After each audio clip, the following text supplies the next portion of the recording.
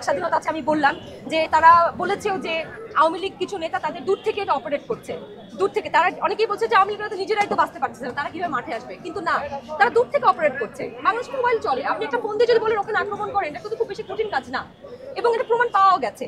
তো এই কুচক্রী মহলরা যারা চেষ্টা করছে ঢাকায় একটা আতঙ্ক তৈরি করার, ডাকাতি আতঙ্ক কিংবা ভাঙচুর করে লুটপাট করে, লুটপাট শুধু যে আওয়ামী লীগ করছে তাও না, লুটপাট কিছু গরিব লোকরাও, হ্যাঁ, সুযোগ সন্ধানী লোকরাও করছে, আমি অস্বীকার করবো না। কিন্তু আওয়ামী লীগ একদম উদ্দেশ্য প্রণোদিতভাবে চেষ্টা করছে দেশে একটা অস্থিতিশীল পরিস্থিতি তৈরি করা, যেটা তারা বলবে যে শেখ হাসিনা ছাড়া আমাদের দেশ একদমই অচল, আমাদের দেশ তাকে ছাড়া চলবেই না, আমরা হিন্দুদের উপর বা মাইনরিটিসের উপর আমরা আক্রমণ করছি, হুইচ ইজ অ্যাবসলিউটলি রং। তারা বরঞ্চ যখন হিন্দুদের উপর আক্রমণ করে আমাদের মুসলমান হিন্দুর ভ্রাতৃত্বও বাড়িয়েছে, আমরা এখন মুসলমানরা যে প্রোটেক্ট করছি হিন্দুদেরকে। So it's a very positive point. আমরা বাংলাদেশকে কোনোভাবেই আসলে আটকে রাখা সম্ভব না এখন আর।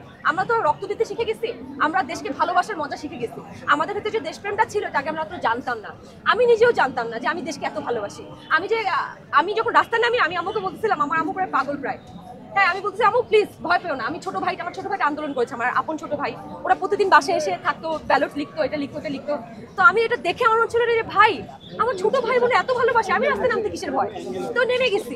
তো এখন যেহেতু তারা ভালোবেসে ফেলছে দেশকে এত, এবং সবার ভিতর যে একটা ম্যাসিভ দেশপ্রেম জেগে গেছে, এখন এই দেশকে থামানো সম্ভব না ইনশাল্লাহ। শিল্পীদের ভেতর অনেকে একটু নিরাপত্তাহীনতায় ভুগছেন, হয়তো বা আন্দোলন চলাকালীন তারা কোনো পোস্ট করেননি বা শিক্ষার্থীদের পাশে। ভাই, আমি বাসা থেকে পালাইছিলাম, এটা কি বলবো, আমি বাসা, আমার যখন আমি এই পোস্ট করে যে আমি 30 জন স্টুডেন্টকে 17 তারিখ যখন করি, 30 জন মেয়েকে আমার বাসায় আমি আশ্রয় দিব, আমার আশ্রয় দেওয়া জায়গা আছে, তখন আমাকে হুমকি দেওয়া হয় বাসায়।